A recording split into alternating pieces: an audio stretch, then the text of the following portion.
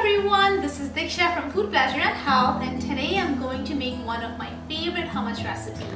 I love this recipe because the ingredients are super simple and it always makes perfectly smooth hummus. We begin the recipe by adding chickpeas or garbanzo beans.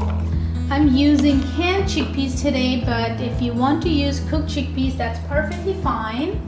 I'm going to add a couple cloves of garlic. Then I'm going to simply pulse this.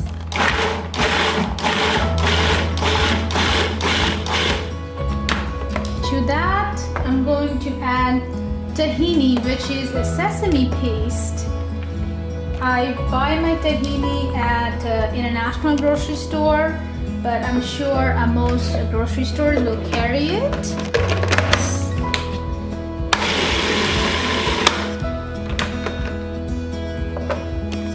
Make sure you scrape your food processor.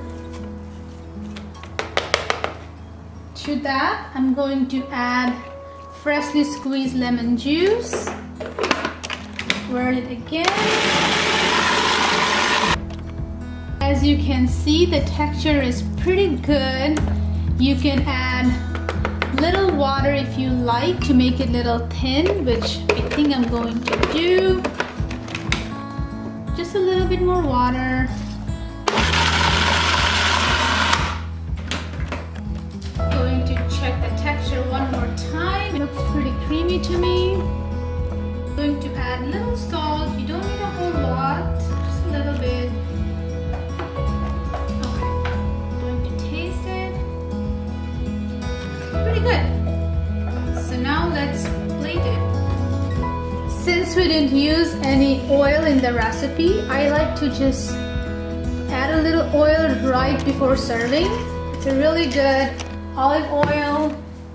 Then I like to top it with little paprika. You could do little pine nut, your choice of herbs and spices. So yeah, we have our hummus ready to be served.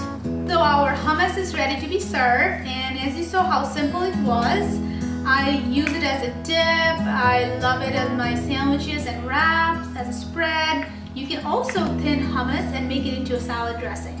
It stores really well in the fridge for about 3 to 5 days, and you can make a batch and you're good for the week. Thank you for watching, and I hope to see you guys soon. Bye!